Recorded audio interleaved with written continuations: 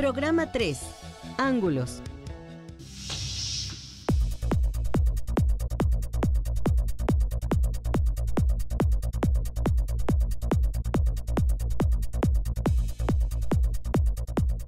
Cuando trazamos dos líneas rectas en un mismo plano, puede ocurrir que no se corten o que lo hagan formando ángulos. La medida y el estudio de los ángulos han sido temas importantes de investigación a lo largo del tiempo. Cuando trazamos dos líneas rectas en un plano, puede haber distintas posiciones entre ellas. Si las rectas no se cortan en ningún punto por más que se les prolongue, se les llama paralelas. Si las líneas rectas se cortan y forman 4 ángulos rectos, son rectas perpendiculares. Por el contrario, si las rectas se cortan y no forman ángulos rectos, son rectas oblicuas. El punto en el que se cortan los ángulos se le llama vértice. Por su posición con respecto al vértice, los ángulos pueden ser opuestos o adyacentes. Existen varios tipos de unidades de medida para los ángulos. La más utilizada es el grado sexagesimal. Esta unidad de medida fue definida hace milenios por matemáticos babilonios a partir de sus observaciones de la naturaleza y de la manera de ver el mundo. Viajemos en el tiempo. Llegamos al Imperio de Babilonia, en el siglo XX antes de nuestra era. Un pueblo que se caracteriza por la belleza de sus construcciones. Somos también un pueblo que vive de la tierra. Hemos visto el ciclo de las estaciones, de las estrellas y del sol que viaja en el cielo con una regularidad exacta. 360 veces viaja antes de que todo el ciclo se repita. Así como el círculo del cielo está dividido en 360 partes, así hemos dividido cada círculo de la tierra.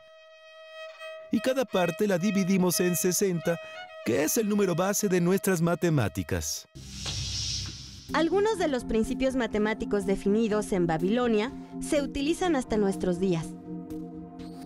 Aún seguimos dividiendo cada hora del día en 60 minutos. Y seguimos utilizando el grado sexagesimal que ellos inventaron como unidad de medida de los ángulos.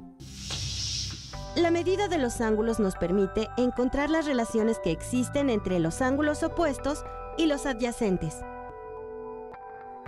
Como podemos ver, los ángulos opuestos tienen la misma medida. Y la suma de dos ángulos adyacentes es siempre 180 grados. Los matemáticos babilonios definieron una unidad de medida de los ángulos. Y los matemáticos griegos clasificaron los diferentes tipos de ángulos. Con base en esta clasificación, fueron capaces de expresar conocimientos geométricos más complejos. Euclides, un matemático griego que vivió en el siglo III antes de nuestra era, fue el autor del tratado más completo sobre la geometría de sus tiempos, Los Elementos. Los Elementos es una serie de 13 libros divididos en temas. En ellos no hay una sola ilustración. Todo se explica desde un conjunto de axiomas y definiciones a partir de las cuales se formulan y demuestran teoremas y postulados. Por ejemplo, en la definición 10 del libro primero se define qué es un ángulo recto y una recta perpendicular. Cuando una línea recta que está sobre otra hace que los ángulos adyacentes sean iguales, cada uno de los ángulos es recto. Y la recta que está sobre la otra se llama perpendicular a la otra recta. En la definición 11 se define un ángulo obtuso.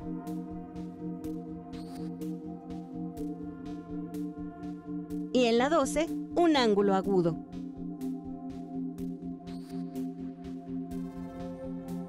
Al plantear estas definiciones con claridad, Euclides pudo establecer definiciones más complejas. Por ejemplo, la proposición 32 del libro primero dice así: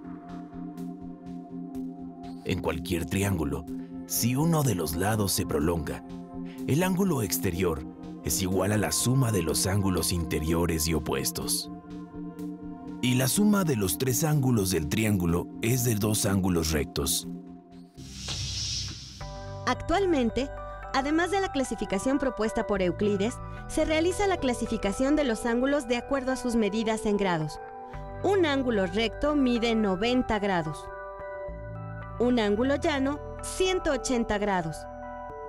Un ángulo entrante mide más de 180 grados y menos de 360 grados.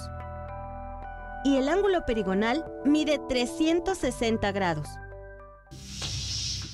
El sistema de medidas que actualmente utilizamos en México, el sistema métrico decimal, fue definido durante la Revolución Francesa. El sistema métrico decimal unificó tanto las unidades de medida como sus conversiones, lo que trató de hacerse también con las unidades que miden los ángulos. El sistema métrico decimal fue creado por la Academia de Ciencias de Francia. Su objetivo era crear un nuevo sistema de medidas que fueran sencillas de definir en cualquier parte del mundo. Así, se decidió que la unidad de medida, el metro, fuera la 10.000.000ª parte de un meridiano terrestre. Para evitar medidas arbitrarias, las unidades de una misma magnitud se relacionan entre sí como exponentes enteros de 10. El sistema métrico también definía una unidad de base decimal para la medida de los ángulos, el grad o gon. Un grad sería la centésima parte de un ángulo recto, cada uno de los cuales estaría dividido en 100 minutos y cada minuto en 100 segundos. Todas las unidades tendrían relaciones sencillas entre sí. Por ejemplo, un ángulo de 1 minuto de grad abarcaría una distancia en la Tierra de 1 kilómetro. A pesar de la implantación en casi todo el mundo del sistema métrico decimal, el grad no pudo subsistir al grado sexagesimal, como tampoco lo hicieron otras adecuaciones a nuestro sistema de medidas.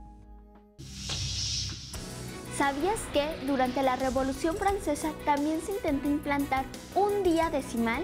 Este día decimal tendría solamente 10 horas, en lugar de las 24 que nosotros utilizamos, cada una de las cuales duraría 2 horas 24 minutos de las que nosotros manejamos. Cada hora tendría 100 minutos decimales y cada minuto decimal 100 segundos decimales. La propuesta no tuvo éxito y se abandonó 3 años después de haber sido promulgada. Como hemos visto, cuando dos rectas se cortan en un plano, generan diferentes tipos de ángulos. Para medir ángulos, generalmente utilizamos el grado sexagesimal. Esta unidad de medida permanece sin cambios desde que se definió en Babilonia hace casi 4.000 años.